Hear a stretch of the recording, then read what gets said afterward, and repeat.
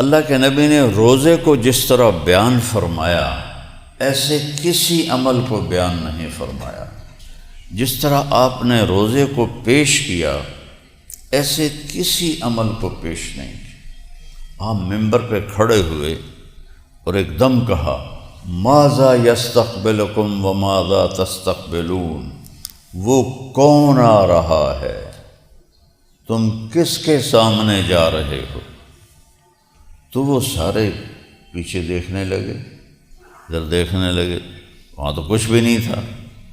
پھر آپ نے کہا ماذا یستقبلکم وماذا تستقبلون، وہ کون آ رہا ہے، تم کس کے سامنے جا رہے ہو؟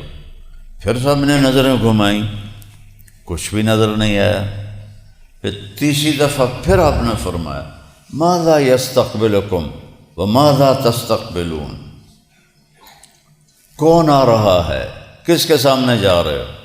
تو حضرت عمر رضی اللہ عنہ کھڑے ہو گئے، یا رسول اللہ عدو حضر، کوئی دشمن آ گیا ہے جو آپ کو اللہ نے دکھا دیا ہے کہ وہ حملہ کے لیے آ رہا ہے تو ہم تیاری کریں؟ آپ نے فرمایا نہیں۔ تو پھر وہ کہنے لگے اوحی نزل، کیا وحی آئی ہے؟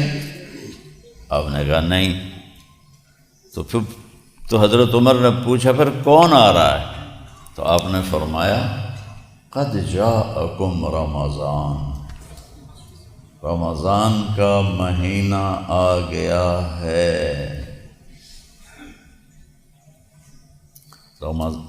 اس خوبصورتی کے ساتھ اور اتنی اس کی عظمت کو بڑھا کے جیسے آپ نے روزے کو بیان کیا، اتنا کسی عمل کو نہیں بیان کیا۔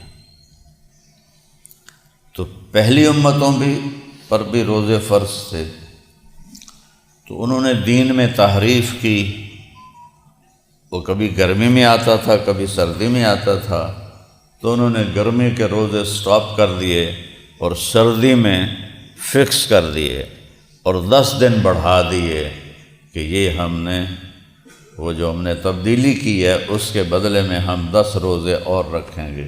وہ 40 روزے رکھتے تھے، اور ان کا روزہ تھا افطاری سے افطاری، سحری کوئی نہیں تھی، جو افطاری میں کھا لیا اور پھر کل افطاری۔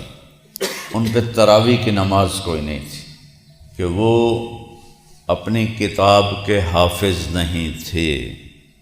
یہ واحد کتاب ہے قرآن، جس کو 7 سال کا بچہ بھی یاد کر لیتا ہے اور 70 سال کا بوڑھا بھی یاد کر لیتا ہے، اور بغیر سمجھے یاد کی جانے والی کتاب دنیا میں ایک ہے، وہ قرآن ہے۔ ہمارے بچوں کو تو کچھ پتہ نہیں ہوتا وہ کیا پڑھ رہے ہیں، آج کے عرب بچوں کو بھی کچھ پتہ نہیں ہوتا، چونکہ ان کے ہاں سے وہ جو اصل عربی ہے وہ مٹ گئی ہے۔ تو ایک ایسی کتاب جو 30 پارے ہیں اور 6000 سے اوپر اس کی آیات ہیں، ان کو اس طرح یاد کرنا کہ زیر زبر کی غلطی نہ آئے۔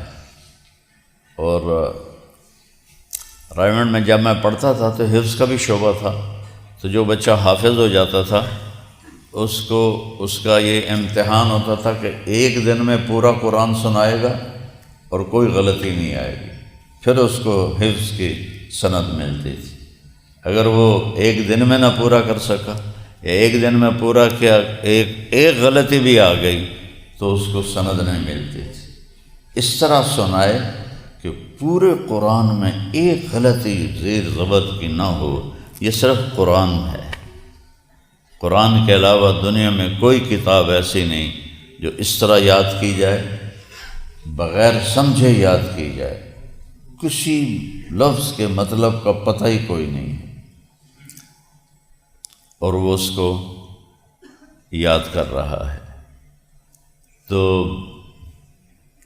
پہلی امتیں اپنی کتاب کی حافظ نہیں ہوتی تھیں، لہذا ان میں تراویح کی نماز ہو ہی نہیں سکتی تھی۔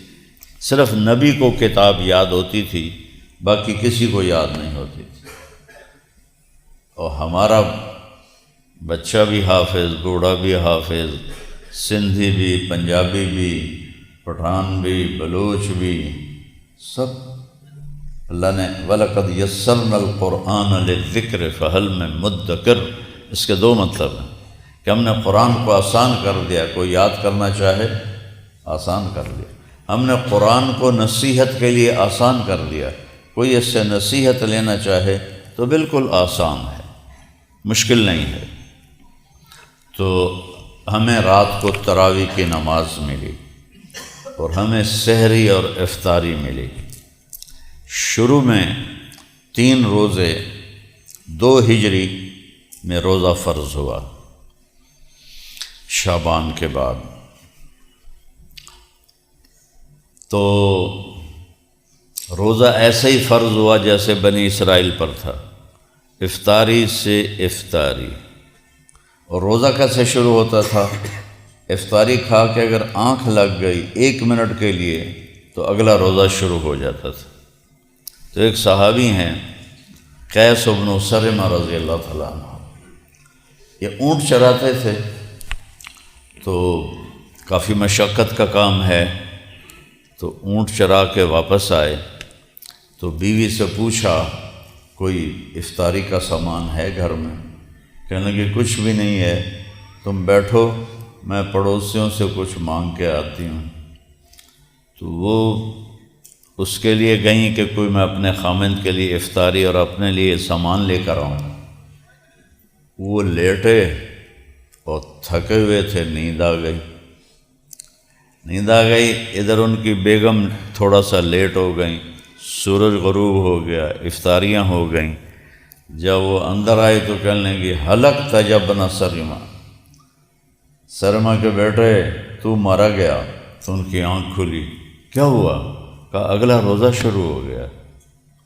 اب سارا دن وہ ہماری طرح تو نہیں پیزے کھا کے سحری کرتے تھے، تو کھجور کھا کے سحری ہوتی تھی، یا جو کی خشک روٹی لی اور سحری ہو گئی۔ تو اب سارے دن کا روزہ اور سارا دن اونٹ چرائے اور شدید بھوک کی حالت، اور اگلا روزہ شروع ہو گیا۔ تو انہوں نے کہا جو میرے رب کا حکم۔ ظہر کی نماز پڑھنے مسجد میں آئے تو بے ہوش ہو کے گر گئے۔ تو آپ نے سلام پھیر کے پوچھا یہ کیا ہوا؟ قیس کو کیا ہوا؟ کہ یا رسول اللہ آج ان کی افطاری رہ گئی تھی، تو انہوں نے پھر وہ بھوک پر ہی روزہ رکھا ہے، بے ہوش ہو گئے۔ تو اللہ تعالیٰ کے نبی کا دل گھٹ گیا کہ میری امت پر اتنی مشقت آ گئی ہے۔ تو اللہ تعالیٰ نے اسی وقت قرآن اتار دیا کہ کلوا واشربوا حتى يتبين لكم الخيط الأبيض من الخيط الأسود ثم أتموا من الفجر ثم أتموا الصيام إلى الليل۔ میرے نبی ہم نے آپ کے لیے آسانی کر دی، آپ کی امت افطاری بھی کرے سحری بھی کرے، دونوں ٹائم کھائے۔ اور جب کالا دھاگا سفید دھاگے سے نظر آنے لگے تو روزہ بند کر دیا جائے۔ اب اس کا مطلب تھا کہ اندھیرا ہوتا ہے نا، تو سفید دھاگے کی طرح صبح صادق کی روشنی آتی۔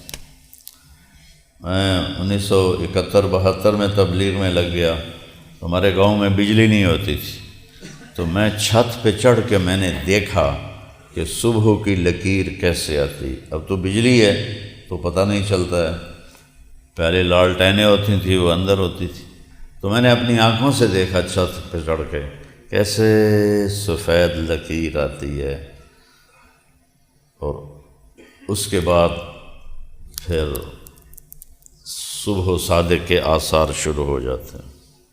عمار بن یاسر رضی اللہ تعالیٰ عنہ عرب ہیں، انہوں نے 2 دھاگے سرانے کے ساتھ رکھ لیے، ایک کالا ایک سفید۔ تو چراغ میں تھوڑی سی روشنی ہوتی تھی تو وہ ادھر دیکھیں اور کھاتے رہیں، ادھر دیکھیں اور کھاتے رہیں، ہوتا چٹا کالا دیر نال ہی پتہ لگنا ہے، ایڈی ساری موم بتی کی پتہ لگنا ہے۔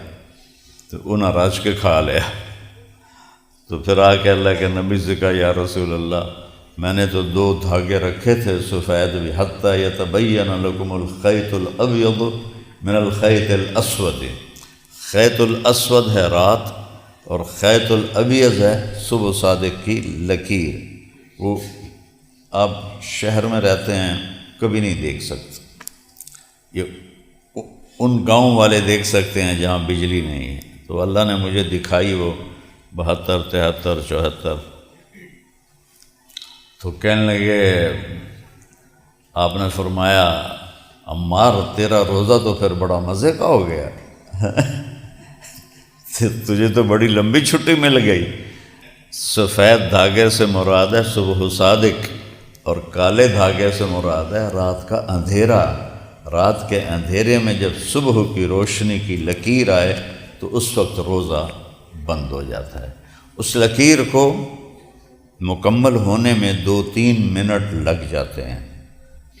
تو اللہ تعالیٰ نے اس امت کے لیے آسانی فرمائی اور ان کے روزے کو صرف کھانے کا ٹائم بدلا ہے اللہ تعالیٰ نے، صبح بھی کھانا